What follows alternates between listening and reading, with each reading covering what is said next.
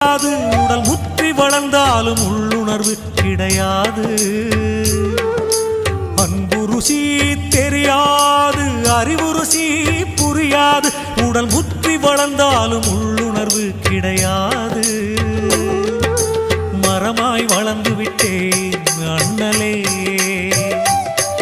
என்னை மனிதனாக மாற்று ஞான வள்ளலே.